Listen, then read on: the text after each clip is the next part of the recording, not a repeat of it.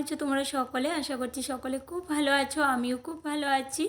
তো দেখো, আজকে আমি ওই কদিন আগে গেছিলাম দিদিভাইয়ের বাড়িতে গিয়ে দিদিভাইয়ের ঘরের দৃশ্য, তারপর কি কি খেলাম, কি এনজয় করলাম, সেগুলোই তোমাদের সাথে তুলে ধরার চেষ্টা করছি। তোমরা দেখতে থাকো। দিদির ঘর, প্রথমত বলবো দিদির ঘর এত সুন্দর, কি বলবো, আমার তো ভীষণ ভালো লেগেছে। খুব সুন্দর ডেকোরেশন করে রেখেছে, সাথে তোমরাও দেখে নাও, খুবই ভালো লেগেছে।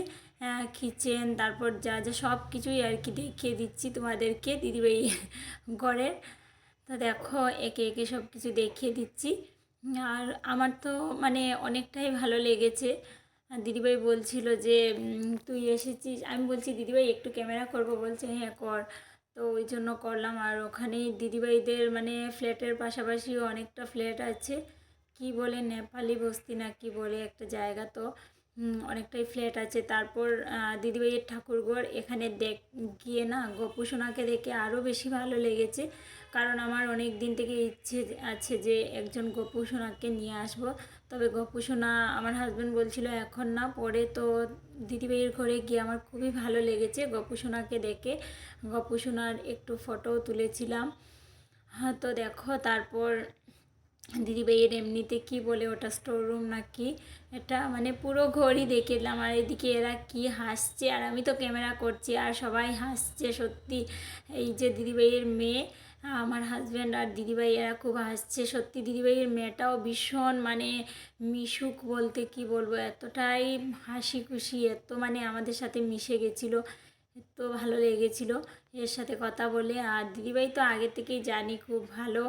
আর মানে এবার গিয়ে দিদিভাইয়ের মেয়েটার সাথেও কথা বলে বোঝা গেল যে দিদিভাইয়ের মেয়েটাও ভীষণ ভীষণ ভালো, মিশুক টাইপের, মানে তাড়াতাড়ি যে কোনো কারোর সাথে মিশে যায়, খুবই ভালো লেগেছিল। আর সবাই তো মানে ইয়ে করছিল, আর আমি ভাবলাম একটু ফ্রন্ট ক্যামেরায় আসি। ওরা মানে প্লান্টগুলো দেখছিল, মানি প্লান্ট, স্নেক প্লান্ট, এইগুলো দেখছিল। মানে ওরা বলতে আমার হাজব্যান্ডই দেখছিল। আর আমাদের ঘরেও ছিল। তো আমাদের ঘরে এগুলো আমরা ঘুরতে গেলে মানে যত্ন রাখতে পারি না, ওই জন্য এখন আর নেই। আর দেখো কি কি দিয়েছে, মানে ডাল, এই ডালটা আমার ভীষণ ভালো লেগেছে। তারপর দিয়েছে ওই কি বলো, ভেন্ডি বড়া দিয়েছে, তারপর ঘোলা ট্যাংরা না কি ঘোলা ট্যাংরা বলে, ওইগুলো দিয়েছে। তারপর দিয়েছে লতি দিয়ে, শীতল দিয়ে, ওটা স্পেশালি আমার জন্য। আর দিদিভাই বলছিল আর নেই শেষ, আমার এত হাসি লাগছিল।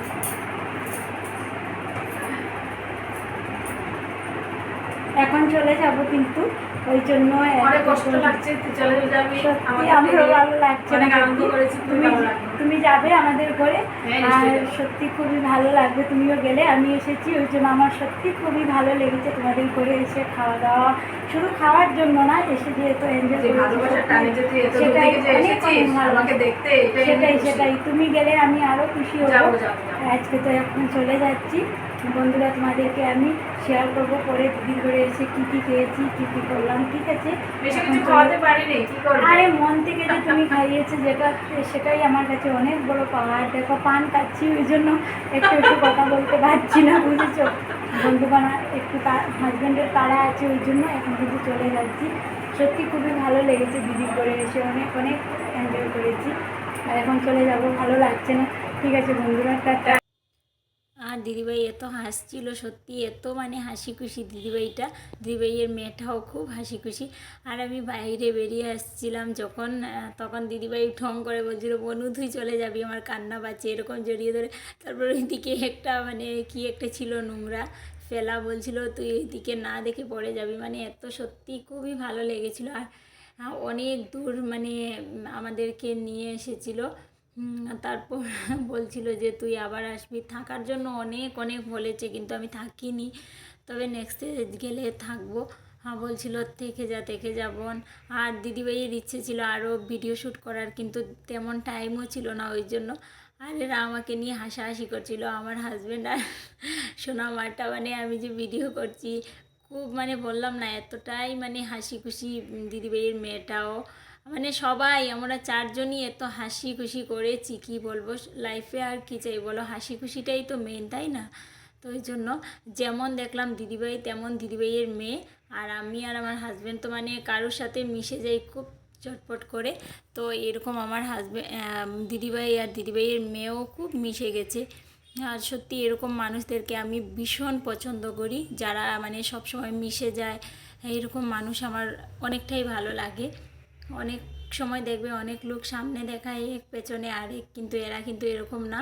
আমার সত্যি ভীষণ ভালো লেগেছে। আর এটা হলো কি নেপালি মন্দির, মানে মহাদেবের। এরকম তো যাওয়ার ইচ্ছে ছিল, খুব তাড়া ছিল, আর যাইনি। রাস্তাঘাটটাও খুব সুন্দর, আমার ভীষণ ভালো লেগেছিল। তো তোমাদের কাছে কেমন লাগছিল জানিও, কেমন লাগলো। আর এখানে আমাদের গাড়িটা রাখা হয়েছিল। তো ফাইনালি গাড়িতে উঠে যাচ্ছি। টাটা, সবাই ভালো থেকো, সুস্থ থেকো, আজকের মতো।